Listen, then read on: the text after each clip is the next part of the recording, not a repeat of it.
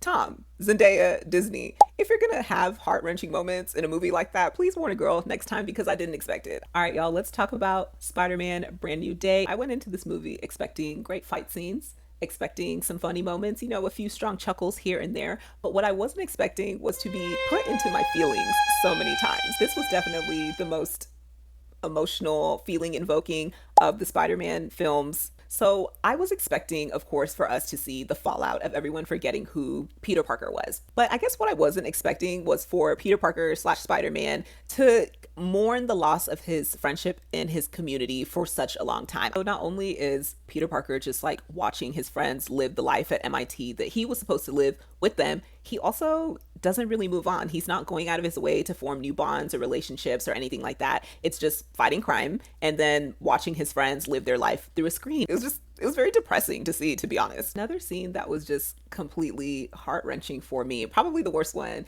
was when Spider-Man and MJ were on that rooftop when he went to go and rescue her from Jean Grey, taking over her mind. And then MJ says that she remembers who Spider-Man is, who Peter Parker is.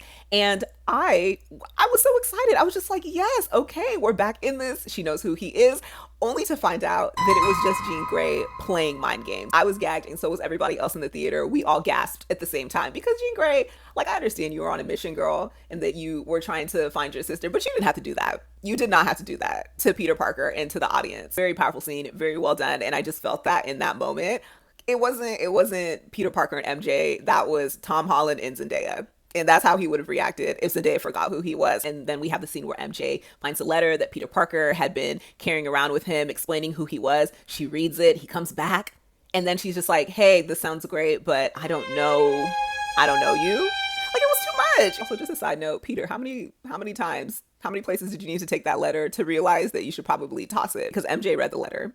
And then that is how Jean Grey was able to figure out that Spider-Man was Peter Parker. Like, my guy, get rid of the letter if you're not going to read it out loud to anyone. But of course, we do have like heartwarming moments in the movie. One of my favorite things that I was seeing in this film was the relationship between Spider-Man and the Punisher. I love a bickering friendship. It's one of my favorite type of things. I think it's because it reminds me of myself and my bestie. And I also really loved that, at a certain point, despite Ned and MJ forgetting who Peter Parker is, we see that, Spider-Man goes to hang out with MJ and then eventually Ned too. And although it wasn't like it was back in the old days, there's still that friendship that is there at the core. Like, we can see that the seeds are being sown for them to have like a blossoming friendship as well. It's just really sweet to me because it was a reminder that like there's no amnesia curse or whatever that can come between their friendship. Peter's battle between, being the spider versus the man was something that I didn't expect to see in this film. I don't read the comics, so I don't know if Peter battling his arachnid side is something that does pop up in that. I personally want more of arachnid Peter because arachnid Peter was unhinged. He was crazy. He was hella strong. And I was like, what are the limits to what arachnid Peter can do? Him being able to find the balance between the two without having to use the suppressor. I thought that was a nice touch. Like, he got to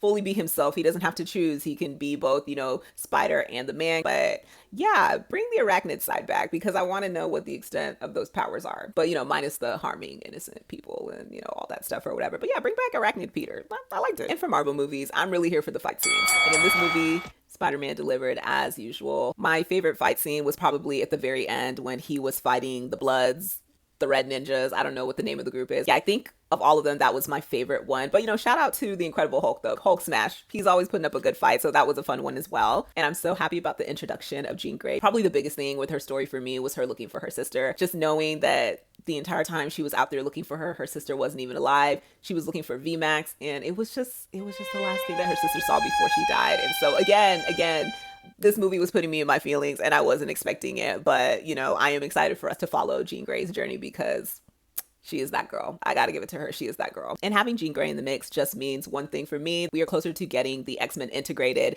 into the MCU. And then also that means I am that much closer to having my two faves, Magneto and Storm, in the mix. I think of all the superheroes, Magneto and Storm might actually be my favorite, followed very closely by Thor. But I'm just so excited to have them in the franchise. Of the Spider-Man movies in the MCU with Tom Holland, as much as I like this film, I actually don't think it was my favorite. I still think that my favorite was the previous one, Spider-Man No Way Home. Yeah, that one, oof, that one was so good. I was really feeling nostalgic. But for this one, I do feel like the actors had to get in their acting bag a bit more than I've seen because, again, like I said, there were so many heart wrenching and emotional scenes. So I definitely feel like this one is top tier, but it's just not quite my favorite, but it's still a really, really great watch. Shout out to the cast. They always do like such a great job. Zendaya, the guy who plays Ned, I don't remember his name, and then Tom Holland. Tom Holland bodies the role of Spider-Man and Peter Parker every single time. Overall, really enjoyed the film. I definitely recommend, and leave it in the comments. Let me know what you think if you have seen the film or if you are planning on watching it. I would love to hear that as well. But yeah, Spider-Man Brand New Day.